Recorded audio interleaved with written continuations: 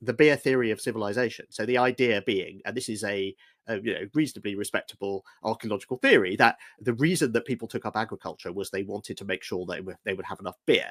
And it is slightly mysterious why people switch from being hunter-gatherers to agriculturalists, so being settled in one place and farming, because farming is much harder work. You have to work a lot more of the time making sure that your fields are doing what they should and your crops aren't going to fail.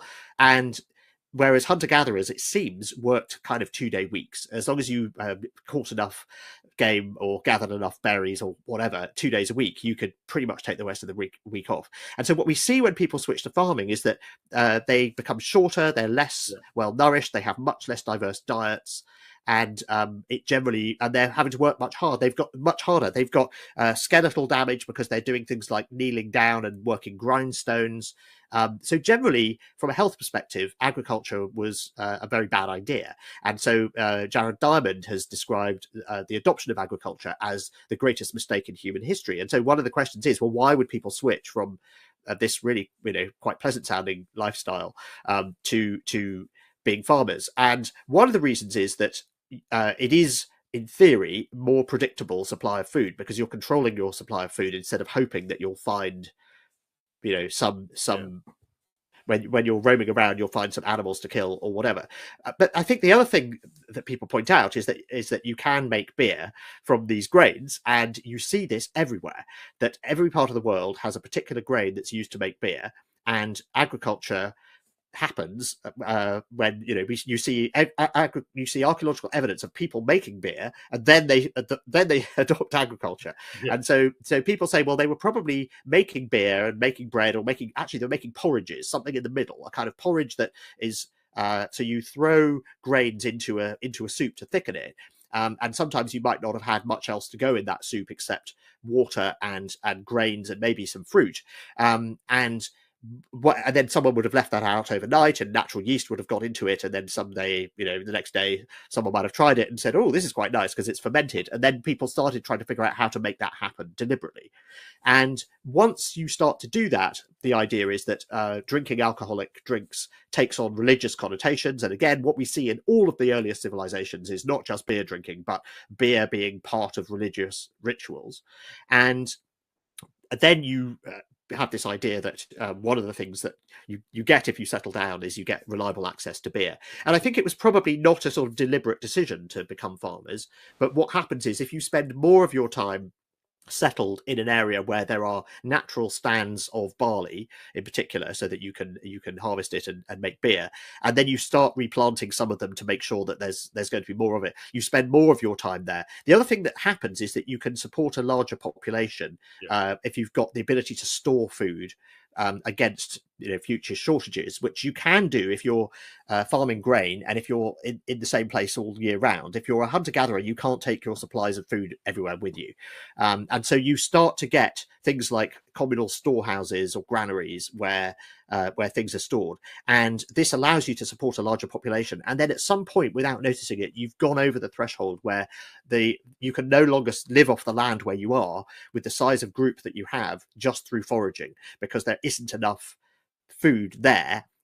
So you basically deplete the local area, and so I think that's what at that point people realized that they couldn't go back, but at least they got to drink beer.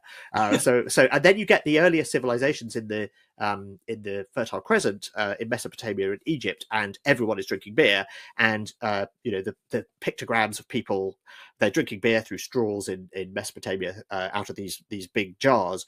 The earliest writing, these tiny little clay tablets, you don't get words, you get symbols, and the symbols relate to numbers and to foodstuffs. So and it's because they're recording that the farmers are paying a certain amount of their produce to the government, in effect, the city government, as tax, and that then supports the government's activities, supports the priesthood, and so on. But yes, beer shows up very, very clearly among the first written documents. There is this sign, and it's the sign for a beer jar lying on its side, and it's a currency at that point. And bread and beer are what what people are eating and drinking, and they're also, officials are paid a certain ration of bread or beer. And then in Egypt, you get this as well. Bread and beer is a greeting. It means sort of health and wealth. And if you look at things like the construction of the pyramids, we can see that the pyramids were built not by people who were enslaved. They were built by people who were actually paid, and they were paid in the form of, they were farmers, and they probably had a rota system. So farmers from different parts of the of Egypt were brought in to work on the pyramids, and they were paid in bread and beer. And in fact, the ration tablets survive that show how much they were paid. So they were basically given a food and lodging by the government while they built the pyramids, and they were given other things as well. There were some onions in there and some meat and so on, but basically bread and beer is part of it. And I like to think of that. So again, going back to my time machine, now beer is the honest drink of the working man, right? And you imagine, Homer Simpson likes beer, or you go to I think you go to a pub in central London, and there'll be people who've just come off a building site because they're constantly rebuilding everything in central London, and they'll be drinking beer, and this is what the people building the pyramids would have been doing too, and so this is one of those sort of commonalities I think that runs all the way throughout history, or throughout 5,000 years. Yeah, no, it's, to me, that whole beer theory makes complete sense for the reasons you said. I mean, it just, like, at a time when there was maybe 50, 100 million people on the whole planet, there must have been loads of food to capture. So right. But if you stop, if you settle down in a particular place, then you're going to kind of deplete. Yeah, so you have to switch to agriculture. Exactly. So yeah, you get a less varied diet, but you do get beer, and that's a good thing. And then there are some interesting characteristics about beer. I mean, you can make it without pottery, but then you can make it with pottery. You can't really store it for very long, so yes, you might as well drink it while you've got it. And so, which is very different from wine, where you have to basically ferment it for much longer, and you can only do that with pottery, and then you can store it as well. And so I think that gives you this distinction between the kind of moderate drinking culture of wine and the sort of binge drinking culture of beer. And I think that's sort of implicit in the way that they're made, particularly with beer before pottery. You basically had to drink it all now. There was no way of storing it. So and then there were ways of storing it later on, but I think that sort of again, I think we see echoes of that now. And then there are other aspects of beer history that I think go back a surprisingly long way. So raising glasses in a toast, and I've got an empty glass here, but that's sort of invoking the supernatural power of alcohol. So it's saying thanks for the alcohol, God, or whatever, or I'm here as a prayer. And then when we bring glasses together, that is symbolically reuniting the separate.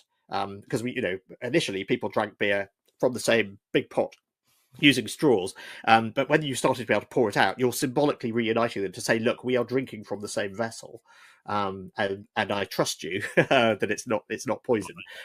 So that again, I think, is very, very ancient, and we kind of do that without thinking about it today. So that's part of it too. The other thing I should say is that this ancient beer was very different from modern beer. It wouldn't have had hops in it. Hops are a very recent addition to beer, a medieval addition, and in fact, the word beer in English refers to beer with hops in it, and ale was the older kind of drink that didn't have hops in it. So that was the distinction between beer and ale in the kind of early medieval period. Now we have the distinction in ale and lager, and whether things are top fermented or bottom fermented, which is a different thing altogether. But have you ever had a beer without hops in it? Yeah, I've had a couple. Which one have you had? Have you had the King Canute one? That's the one I've had, which is I've had some from Lithuania, actually. Oh, right, okay. And what do they use? What do they use instead of hops to kind of balance the sweetness of the malt? I think it was wormwood. Right. Okay. Yeah. Have you ever had a juniper? I've had a juniper one called King Canute, which was made in England, and so it was using the bitterness of the juniper, and that seems to have been quite a common trick as well. Actually, it gave me an upset tummy. I didn't like it at all. But what's very interesting about those hopless beers, which is what beer would have been like for most of the last 5,000 years, is that you can see that they're much closer to wine, and in fact, you can see that there's a continuation and there's a continuum between beer and wine. Early beers would quite often have had fruit put into them, so there was more sugar for the alcohol to ferment. Sorry, for the yeast to ferment into alcohol. So a way you made stronger beers in the past was by lobbing in some fruit, and so that, of course, you're getting. If you put in a lot of fruit, then you're starting to make a wine. Yeah. And so this idea that beer and wine were not as distinct drinks as they are now, I think is necessary to understand some of the ways that people thought about them in history. That wine was basically posh beer, Right. is how people thought about it. And there's this interesting record from the Mesopotamian period where wine is referred to as that excellent beer of the mountains. And this is because wine is first cultivated in basically the Zagros Mountains, so modern day sort of Georgia, Iran, that part of the world. And what's happening is that the wine is being brought down from the mountains in boats to Mesopotamia, and the boats can't go back up again because they've come down, downstream. So the boats. So this makes wine very expensive to bring down, and so only the wealthiest people in Mesopotamia can afford to drink it. And so you get this. I write in the book about I think he's a Babylonian, or is it? No, it's an Assyrian king. So this is in the later period of that whole group of cultures. But he serves this great banquet, and he serves everybody at the banquet gets wine, and that's a really big deal because previously wine was just like only the elite got it. And you see this in Egypt as well, that wine is the drink for the pharaohs and the ruling class, and everyone else drinks beer. And so this idea that wine is the sort of fancier, more expensive drink is very, very ancient. And then one of the things that the Greeks and the Romans do is that they increase wine production enormously, and they then say, look, we are such a wealthy culture that everyone drinks wine. Even the slaves have wine. I mean, it's really horrible wine. But they then become very snooty about beer drinking cultures, and places like, oh well, Egypt, they drink that horrible beer stuff, this kind of thing. So that again, we don't recognize the sort of echoes of that we have today.